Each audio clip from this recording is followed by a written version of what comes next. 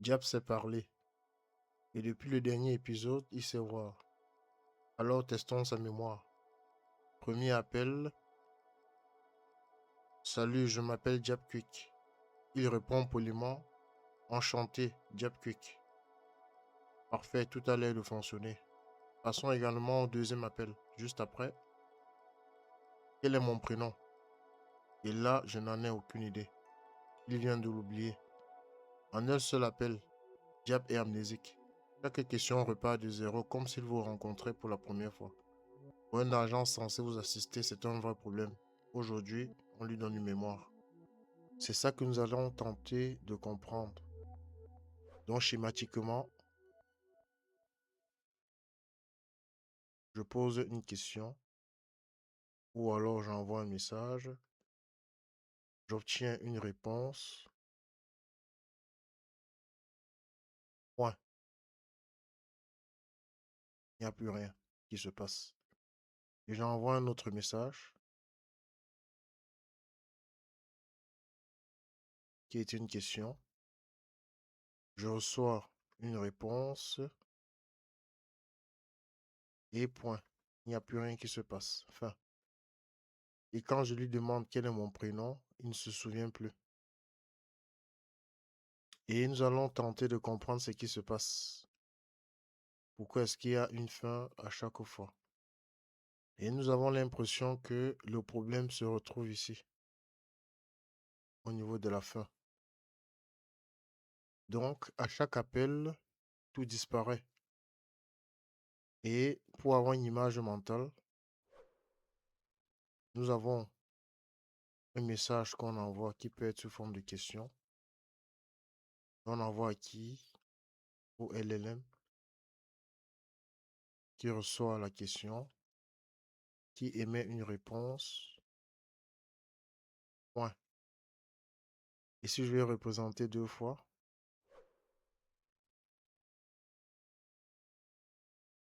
on envoie une question.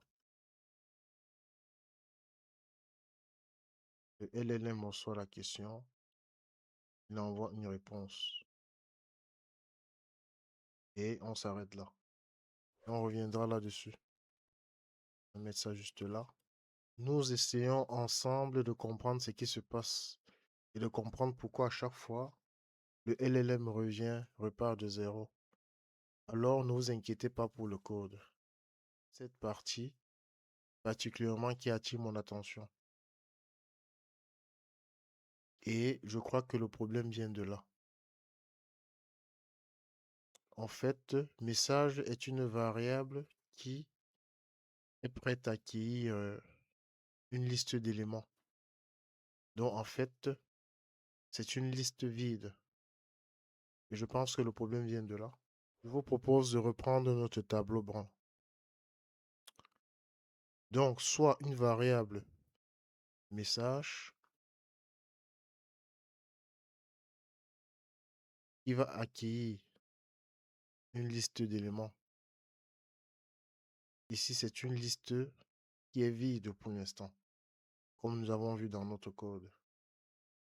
Et alors, cette liste va progressivement contenir notre conversation, les messages que j'envoie à Diap, mais aussi les réponses de Diap. Vous vous souvenez au début, je me suis présenté et j'ai dit bonjour, je m'appelle Diap Quick. Donc finalement, si je trace juste à côté ici une petite image mentale, je me considère comme un utilisateur qui va donc envoyer un message. Et ce message, ça peut être une question, une présentation, peu importe. J'envoie le message, par exemple, bonjour. Et je m'attends à avoir une réponse. Et alors, Diap ou le LLM va m'envoyer une réponse et il pourra répondre bonjour. Et tout ceci constitue déjà une première conversation. Donc finalement, ce qui se passe, c'est que quand je lui parle, en fait, je rajoute, je remplis progressivement cette liste. Quand je lui parle, j'ajoute le message bonjour. Et quand il me répond, ça rajoute également bonjour. Et maintenant, si l'utilisateur rajoute une question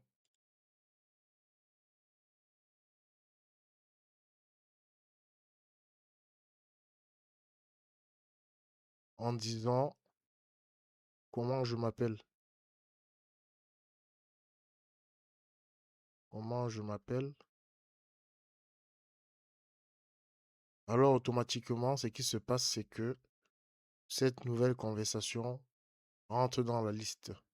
Alors la liste s'agrandit et redevient quoi? Bah, ici on rajoute alors comment, excusez-moi pour la mauvaise main d'écriture, comment je m'appelle.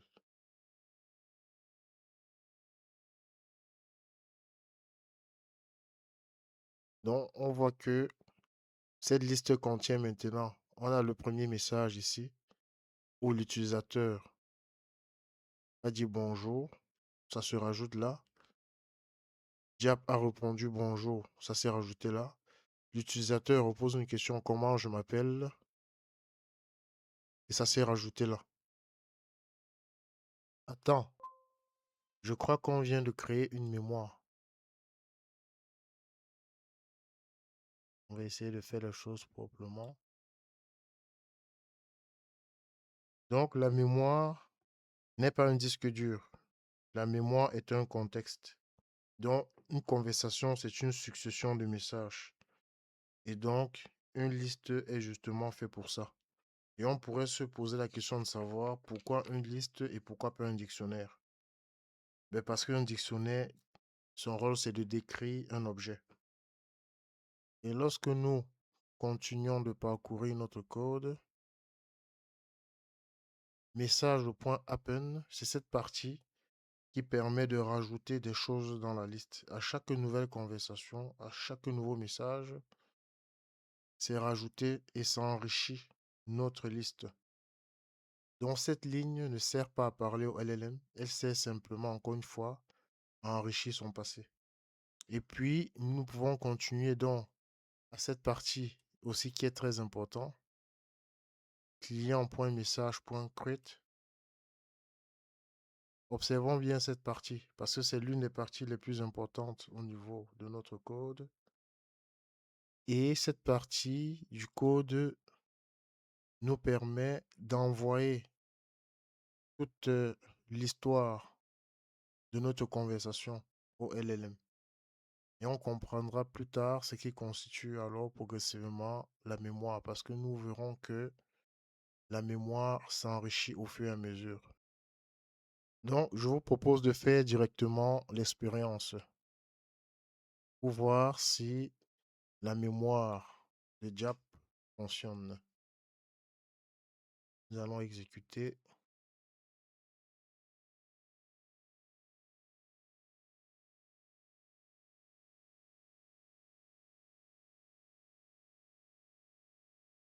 Alors, comme vous pouvez le constater, nous allons, nous avons posé la première question, ou alors nous avons envoyé un message.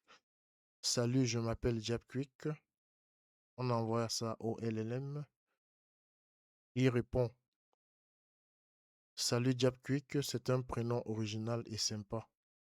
Comment puis-je t'aider aujourd'hui? Ça, c'est la première des choses. Puis, nous renvoyons, nous en tant qu'utilisateur, quel est mon prénom? Et il répond, ton prénom est Diapquick. Tu me l'as indiqué juste avant. Et nous posons une troisième question. Peux-tu l'écrire en l'envers? Et il répond, bien sûr, ton prénom Diapquick en l'envers s'écrit et il écrit le prénom en Alors, sur cette base, nous pouvons dire que Diap a une mémoire, sans aucun doute. Et je vous propose alors de faire directement un autre test. Le programme est fermé et nous allons faire exactement la même chose.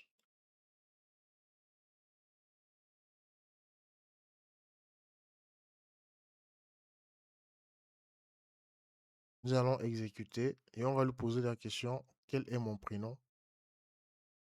OK, on exécute. Et nous avons la réponse de Diap ici, où il dit, je n'ai pas accès à des informations personnelles vous concernant. Non, je ne connais pas votre prénom. Pourriez-vous me le dire? Et bien, finalement, on pourrait se poser la question de savoir, mais comment ça se fait qu'il oublie mon prénom il y a 2 secondes? Pourtant, tout à l'heure ici, il avait l'air d'avoir retenu le prénom. Donc voilà, notre mémoire fonctionne, mais elle est temporaire. Et c'est ce que nous allons appeler une mémoire conversationnelle.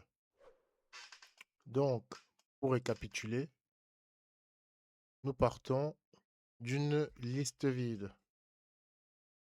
Essayons de faire les choses proprement. Nous avons une variable message qui ouvre une liste vide qui est prête à recevoir des éléments. Ce qui se passe, c'est que l'utilisateur envoie un message qui peut être une question, une recherche ou peu importe. Ce message, si on prend par exemple bonjour, on va pas écrire toute la phrase. Je m'appelle Diap Quick, etc. Ce qui se passe, c'est que, je vais écrire juste ici en bas, ce que le programme fait, c'est qu'il prend le message .appen, voilà, pour ajouter le nouveau message qui est arrivé. Et lorsque le programme exécute ça, alors, on vient rajouter dans notre liste vide qui va accueillir son premier message, qui sera bonjour. Ce bonjour qui vient de l'utilisateur. Alors ensuite, en attendant une réponse, Diap va effectuer une réponse en disant bonjour. Là, je vais mettre un message et il répond bonjour. On a également le programme qui s'exécute message.appen et alors qui rajoute cette conversation dans notre liste qui à la base était vide et qui commence à s'enrichir. Vous voyez comment la mémoire est en train de se former. Et puis l'utilisateur peut rajouter une autre question. Comment je m'appelle? Comment je m'appelle?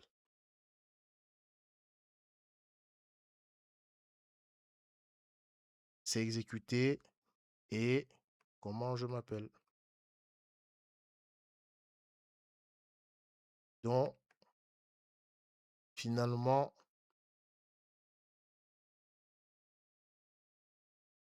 cette liste qui était vide devient pleine au fur et à mesure des conversations. Une fois que cette conversation est faite, nous venons à cette étape où nous avons client.message.create qui envoie donc l'étendue de l'historique de la conversation LLM. Il affiche toutes les conversations et puis seulement le LLM pourra lire et répondre et envoyer sa réponse. Et c'est à partir de ce moment-là que nous pourrons dire que Diap a une mémoire. Mais on parlera donc de mémoire conversationnelle. Ce qu'il faut donc retenir en conclusion, c'est que le LLM ne construit pas la mémoire. Le programme construit la mémoire et le LLM la lit. Voici exactement ce que nous venons de faire. Nous avons envoyé une première question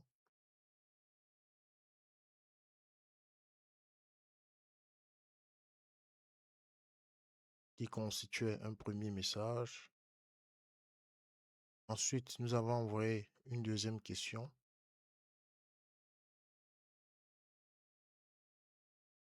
qui a engendré un deuxième message. Puis nous avons envoyé une troisième question. Excusez-moi pour la main d'écriture, hein. Et finalement, Diap se souvient. Nous nous sommes arrêtés là. Et donc, ici, le programme est terminé. C'est ce que nous avons fait. Et ensuite, qu'est-ce que nous avons fait? Nous avons relancé.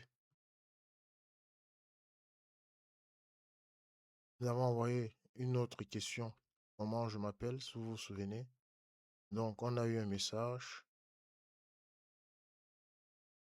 Et ici, plus rien. Disparaît.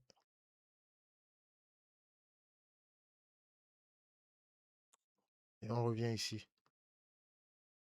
Réinitialisation.